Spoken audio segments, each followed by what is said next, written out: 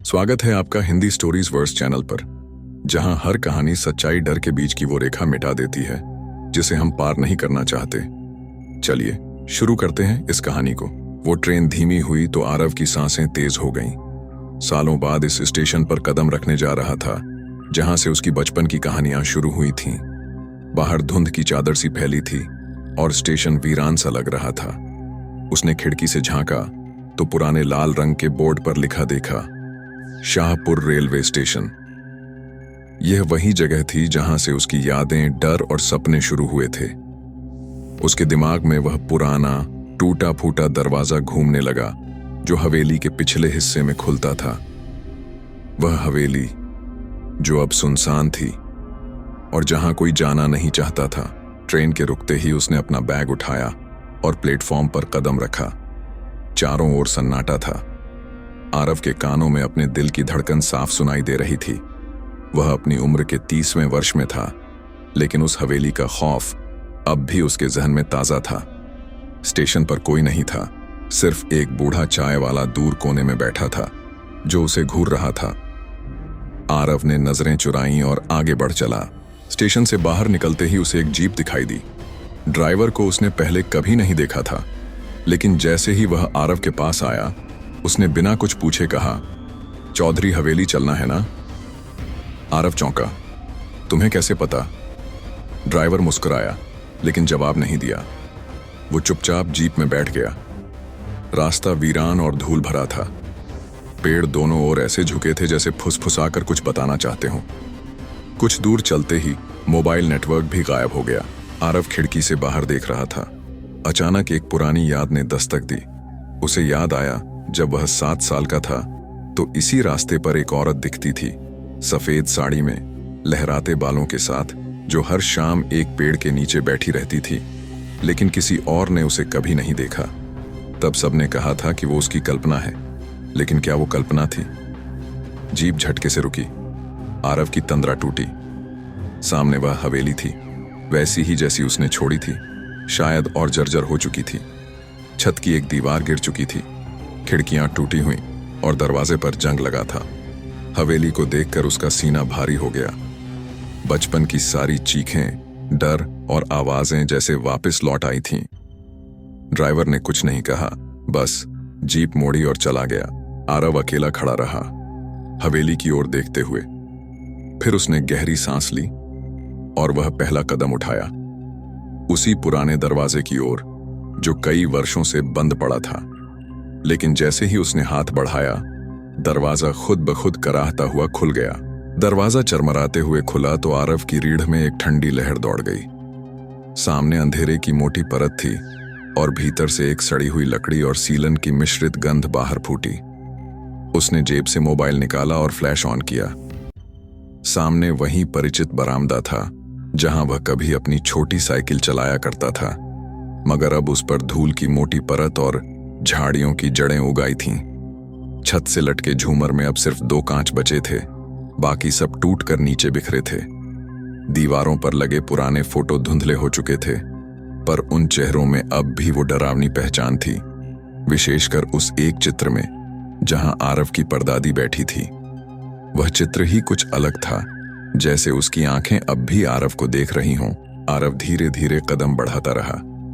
हवेली की हर चीज उसके लिए जानी पहचानी थी, मगर अब उसमें एक सन्नाटा बसा हुआ था। एक ऐसा सन्नाटा जो सिर्फ दीवारों में नहीं, उसकी हड्डियों तक उतर गया। उसने ड्राइंग रूम की ओर देखा, जहां कभी उसके दादाजी शाम की चाय पीते थे। अब वहां सिर्फ टूटी कुर्सियां और एक उलटी मेज पड़ी थी। एक खिड़की के पास उसे कुछ हिलता हुआ नजर आया। उसने झट से टॉर्च उस पर डाली। कुछ नहीं था, लेकिन उस पल उसकी धड़कन तेज हो चुकी थी। वो अपने कमरे की ओर बढ़ा, वही कमरा जहां उसका झूला था और किताबें। वहां पहुंचकर उसने देखा कि फर्श पर उसकी पुरानी रामायण बाल कथा की किताब गिरी हुई थी, जो उसने अपने दादी के पास पढ़ना सीखा था। ये यहां कैसे आ सकती है? वह बुदबुदाया। उसने वो किताब उठाई और झाड़कर बैग में रख ली। तभी उसे हल्की सी खटास की आवाज सुनाई दी, जैसे किसी ने खिड़की के पास से झांका हो। वो पलटा, मगर वहां सिर्फ पर्दा हिल रहा था। कोई नहीं है, उसने खुद को समझाया और आगे बढ़ा। उसने अपने कमरे का दरवाजा बंद किया और सांस ली। उसके पास अब कोई मोबाइल नेटवर्क नहीं था और बिजली की व्यवस्था तो वर्षों पहले खत्म हो चुकी थी। उसने अपना स्लीपिंग बैग बिछाया और बैग से एक पुराना पेपर नोटबुक निकाला जिसमें वो इस यात्रा के अनुभव लिखना चाहता था। डे 1, हवेली में वापसी। अब तक कोई असामान्य अनुभव नहीं, पर सन्नाटे में कुछ अजीब है। अभी वो लिख ही रहा था कि दरवाजे पर धीरे से 2 बार खटखट की आवाज हुई। टिक टिक। उसने कलम रोक दी, दरवाजे की ओर देखा। शायद लकड़ी सिकुड़ रही होगी, उसने खुद को दिलासा दिया। मगर जब तीसरी बार वही आवाज हुई, वो उठा। उसने दरवाजा खोला, कोई नहीं था, मगर फर्श पर एक लाल रंग की बिंदी गिरी हुई थी, ठीक वैसी जैसी उसकी मां पहना करती थी। उसका गला सूख गया। ये कहां से आई? उसने बिंदी उठाई तो उसके हाथ कांप रहे थे। तभी पीछे से हवा का एक झोंका दरवाजा बंद कर गया, जोर की आवाज के साथ। कमरे में फिर सन्नाटा फैल गया। आरव ने खुद को शांत करने की कोशिश की। उसने कहा, यह सब सिर्फ इत्तेफाक है। इस घर में यादें बहुत हैं, शायद मैं थक गया हूं। लेकिन मन मानने को तैयार नहीं था। वो अपने स्लीपिंग बैग में घुसा और आंखें बंद की। तभी उसे महसूस हुआ जैसे कोई उसके पास आकर बैठा हो। सांसों की गर्माहट जैसे उसकी गर्दन से टकरा रही थी। वो कांप उठा और तभी एक धीमी फुसफुसाहट उसके कानों में गूंजी। तू वापस क्यों आया है आरव? आरव की आंखें झटके में खुल गईं। उसने तुरंत टॉर्च जलाई और चारों ओर देखा। कमरा वैसा ही था, कोई नहीं था, मगर उस फुसफुसाहट की गूंज अब भी उसके कानों में अटकी हुई थी। तू वापस क्यों आया है आरव? यह केवल भ्रम नहीं हो सकता था। वो आवाज इतनी स्पष्ट थी, इतनी पास, जैसे किसी ने झुककर उसके कान में धीरे से कहा हो। वो बैठ गया, सांसें अनियंत्रित थीं। उसने अपने चेहरे पर पानी के छींटे मारे और फिर से चारों ओर देखा। कमरे में कुछ नहीं बदला था। वही टूटा हुआ पंखा, दीवारों की दरारें और खिड़की से छनती हल्की चांदनी। मगर अब उसे लग रहा था कि ये दीवारें उसे देख रही हैं। उसने धीरे से नोटबुक उठाई और लिखा। रात के तीसरे पहर एक फुसफुसाहट सुनी। किसी ने नाम लेकर पुकारा। क्या यह सपना था या कोई आत्मा? टॉर्च की रोशनी में उसे अपनी मेज के कोने पर कुछ चमकता हुआ दिखा। एक चूड़ी, हरे कांच की चूड़ी, टूटी हुई और उस पर खून के धब्बे। उसके हाथ से टॉर्च छूट गई। ये कैसे? उसका मन 1000 सवालों से भर गया। उसने उस चूड़ी को हाथ में लेने की कोशिश की, लेकिन जैसे ही उसकी उंगलियां उसे छूने लगीं, एक तेज ठंडी हवा का झोंका कमरे में घुसा और चूड़ी जोर से दीवार से टकराकर चटक गई। हवा थमते ही उसने देखा कि खिड़की खुल चुकी थी, जबकि उसने खुद उसे भीतर से बंद किया था। अब उसे यकीन हो चुका था, कुछ है यहाँ, कोई है जो उसकी मौजूदगी से नाखुश है। वह सोचने लगा, आखिर क्यों? वह तो सिर्फ बचपन की यादें समेटने आया था, लेकिन शायद हवेली उसे भुला चुकी थी या शायद माफ नहीं कर पाई थी। सुबह तक वह जागता रहा। सूरज की पहली किरण कमरे में पड़ी तो उसे थोड़ी राहत मिली। दिन की रोशनी में वह खड़ा हुआ और बाहर के हिस्से में जाने का निश्चय किया, उस हिस्से में जहां बचपन में उसे जाने से मना किया जाता था। हवेली के उस दक्षिणी कोने में एक तहखाना था, जहां उसके दादाजी कभी किसी को जाने नहीं देते थे। कहते थे, वहां पुराना सामान रखा है, सांप बिच्छू हैं। लेकिन अब आरव को यकीन था कि वहां कुछ और था, कोई रहस्य। वह धीरे धीरे सीढ़ियों से नीचे उतरा। हर कदम पर फर्श चरमराता था। नीचे पहुंचा तो देखा तहखाने का दरवाजा जंजीर से बंद था, मगर जंजीर पर ताजा खरोंचें थीं, जैसे किसी ने अंदर से छटपटाकर दरवाजा खरोंचा हो। आरव का गला सूख गया। उसने जंजीर को छू कर देखा। ठंडी थी, बहुत ठंडी, जैसे बर्फ से भी ठंडी। वो पीछे हटने ही वाला था कि अचानक उसे ऊपर से किसी के भागने की आवाज सुनाई दी, तेज कदमों की ध्वनि, और फिर जैसे कोई दरवाजा जोर से बंद हुआ हो। वह दौड़कर ऊपर आया और देखा उसका कमरा खुला हुआ था, जबकि उसने सुबह उसे बंद किया था।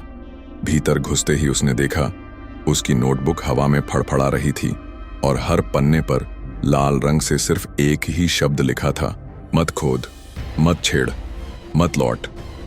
अब उसका माथा ठनका। क्या ये कोई आत्मा है जो उसे चेतावनी दे रही है, या फिर कोई रहस्य है जिसे कोई नहीं चाहता कि वह जान पाए। उसने हिम्मत करके नोटबुक को बंद किया, बैग में रखा और ठान लिया, अब चाहे जो भी हो वो तहखाना जरूर खोलेगा। जैसे ही वह दोबारा तहखाने की ओर बढ़ा, उसे सीढ़ियों के पास वही बिंदी फिर से दिखी। इस बार उसके पास एक पुरानी तस्वीर भी पड़ी थी जिसमें एक औरत खड़ी थी, वही सफेद साड़ी, वही चेहरा, और पीछे लिखा था संध्या 1964 में मृत। आरव का दिमाग सुन्न पड़ गया। आरव के हाथ कांप रहे थे। तस्वीर उसके हाथ में थी, पीली पड़ी, किनारे फटे हुए, और उस पर धुंधली सी मुस्कान के साथ एक औरत खड़ी थी, सफेद साड़ी में, माथे पर वही लाल बिंदी। उसके नीचे लिखा नाम था संध्या 1964 में मृत। यह वही चेहरा था जो पिछली रात उसकी कल्पनाओं में नहीं, उसके कानों में फुसफुसाया था। आरव की सांस रुक रुक कर चल रही थी। क्या ये वही संध्या है जिसने मुझे पुकारा? आरव तस्वीर को बैग में रखकर तहखाने की ओर बढ़ा। अब उसके कदमों में डर नहीं था, अब उसमें जिज्ञासा और बेचैनी थी। उसने वही जंजीर दोबारा थामी और इस बार जोर लगाकर खींची। कुछ देर की मशक्कत के बाद जंजीर खुल गई और दरवाजा चरमराता हुआ खुला। भीतर एक भारी अंधकार था, ऐसा जैसे रोशनी को निगलने वाला काला साया। उसने टॉर्च जलाई और धीरे धीरे नीचे उतरने लगा। तहखाना पुरानी ईंटों से बना था। फर्श जगह जगह से उखड़ा हुआ और दीवारों में फंगल की मोटी परत। एक कोने में लकड़ी का बड़ा संदूक पड़ा था जिस पर सालों की धूल जमी थी, लेकिन संदूक के ढक्कन के पास उंगलियों के निशान ताजा थे, जैसे किसी ने हाल ही में उसे खोला हो। आरव ने उस पर हाथ फेरा और ढक्कन उठाया। भीतर कुछ पीतल की मूर्तियां, पुराने कपड़े और एक छोटा सा नोटबुक पड़ा था, नीले रंग का। उसके ऊपर लिखा था संध्या की डायरी। आरव की धड़कनें तेज हो गईं। उसने तुरंत डायरी खोली। पहले कुछ पन्ने तो घरेलू बातें थीं, हवेली में आई नई नौकरानी, फूलों की क्यारी, बारिश का मौसम। लेकिन फिर एक पन्ना आया जिसमें लिखा था 8 अगस्त 1964। मैंने उसे देख लिया। रात को 2 बजे हवेली के पीछे कुएं के पास।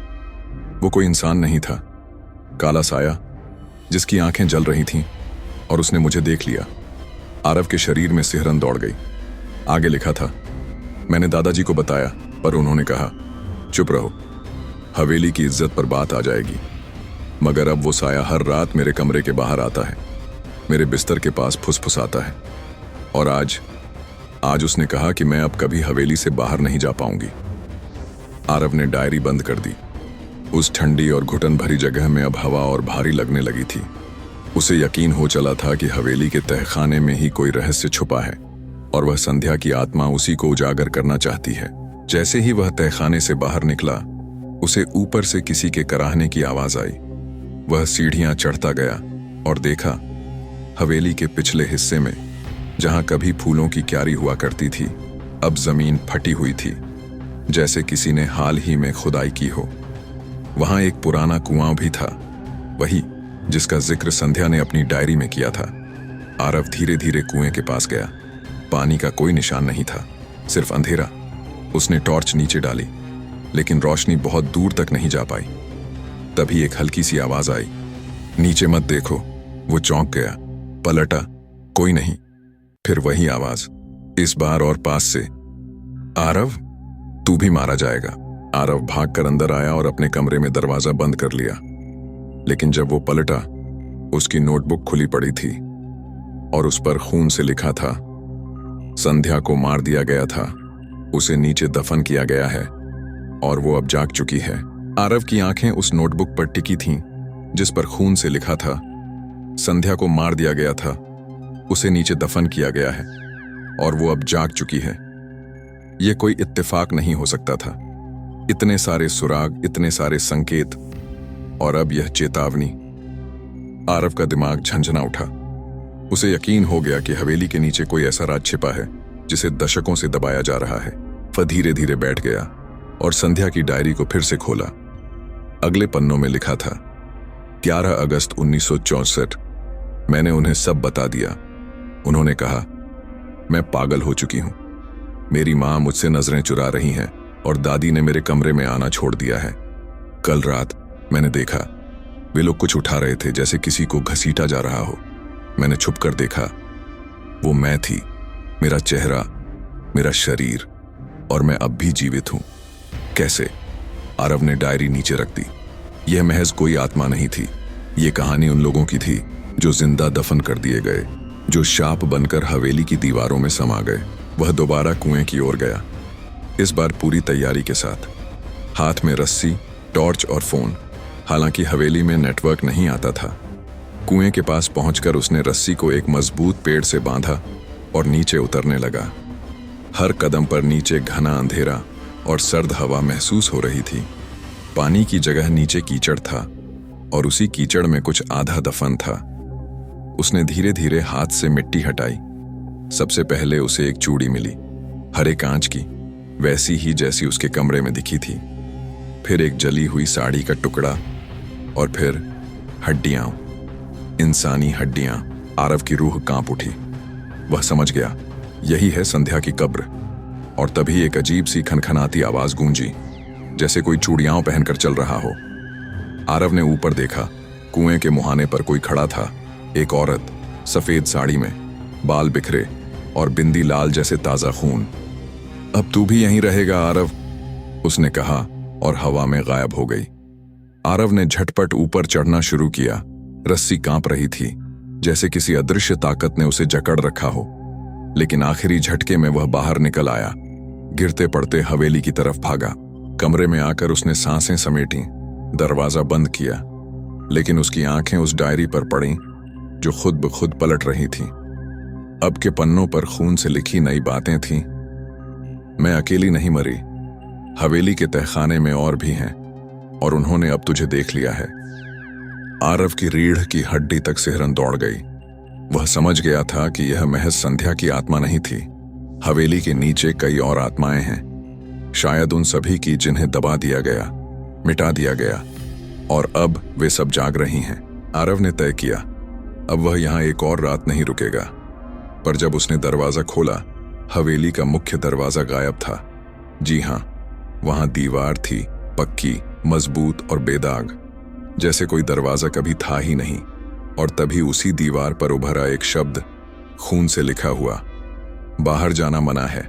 आरव दीवार के सामने खड़ा था, जहां कुछ मिनट पहले तक दरवाजा था। अब वहां सिर्फ ठंडी ठोस ईंटें थीं। यह कोई भ्रम नहीं था, यह जाल था, एक ऐसा जाल जो हवेली ने खुद बुना था, और अब वो उसे निगलने को तैयार थी। उसका शरीर पसीने से तरबतर हो चुका था, मगर हवेली की हवा में एक अजीब सी ठंडक थी, जैसे हर दीवार के पीछे कोई सांसें ले रहा हो। आरव ने मोबाइल निकाला। स्क्रीन ब्लैक थी, कोई नेटवर्क नहीं, कोई बैटरी का संकेत नहीं। वह जानता था, अब उसे किसी इंसानी मदद की उम्मीद नहीं करनी चाहिए। वह तेजी से उस कमरे की ओर बढ़ा जहां संध्या की तस्वीर मिली थी। शायद वहीं से यह सब शुरू हुआ था। कमरे में घुसते ही उसे कुछ बदला बदला सा महसूस हुआ।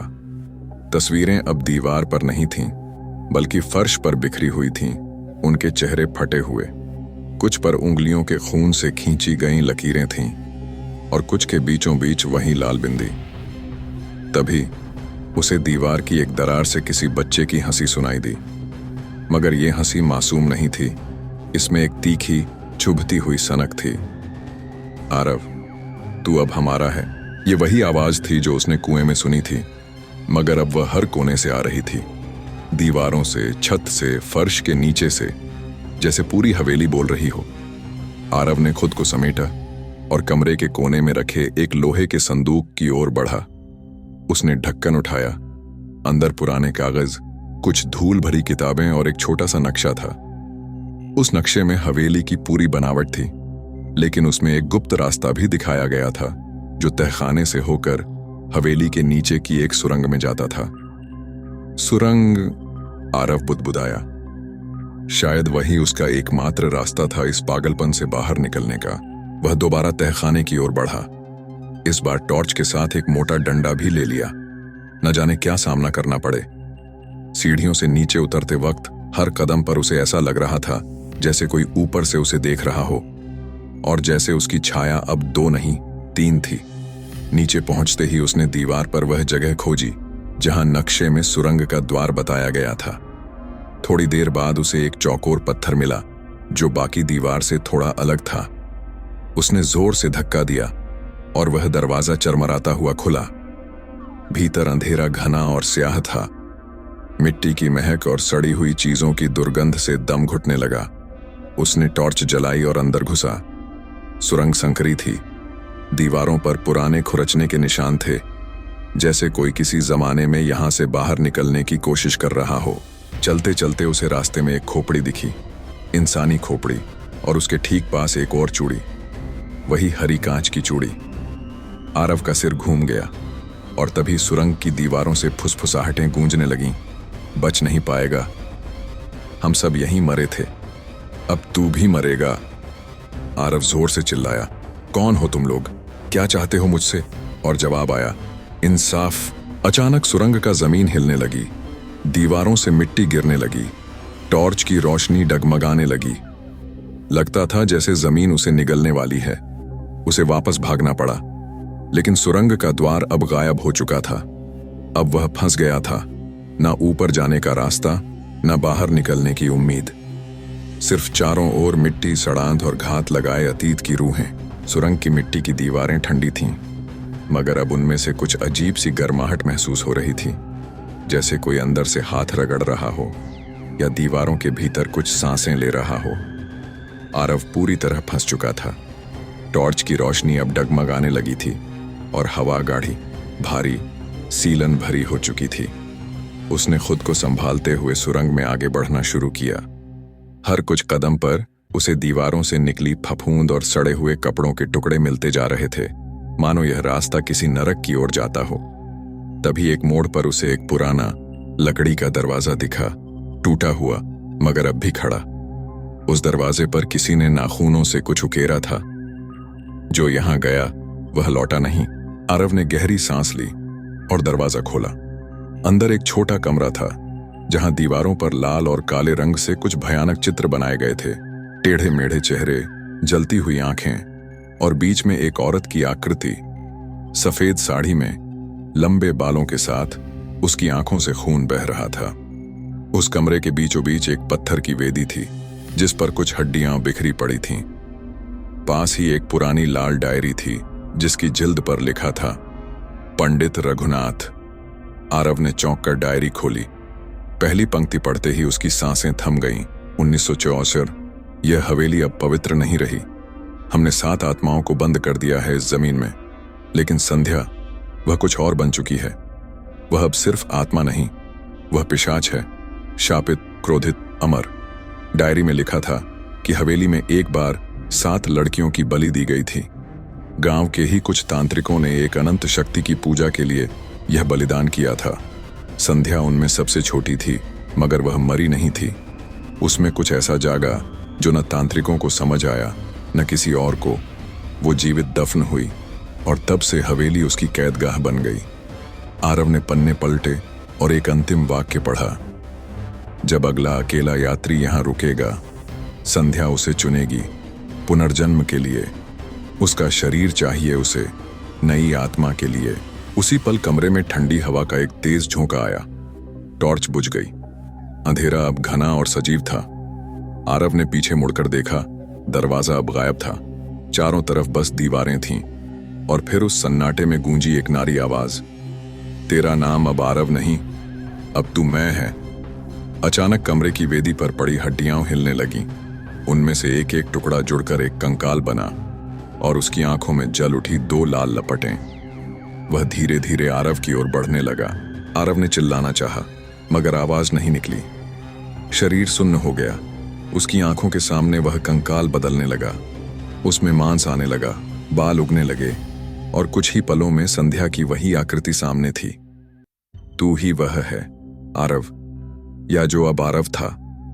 उसने अपना हाथ बढ़ाया और जैसे ही आरव ने पीछे हटना चाहा, उसकी पीठ किसी दीवार से टकराई। मगर दीवार अब मांसल हो चुकी थी, धड़कती हुई, सांस लेती हुई। आरव चीखा, मगर उसकी चीखें दीवार ने निगल लीं। हवेली ने उसे स्वीकार कर लिया था। सुरंग अंधेरे और सड़ांध से भरी थी।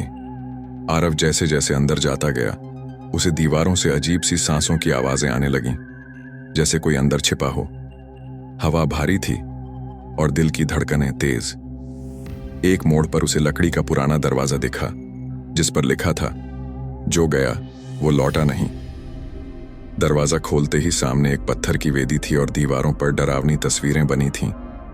एक औरत की छवि बार बार दिख रही थी, सफेद साड़ी, लंबे बाल, खून भरी आंखें। कमरे के बीचों बीच एक लाल डायरी मिली, पंडित रघुनाथ के नाम से।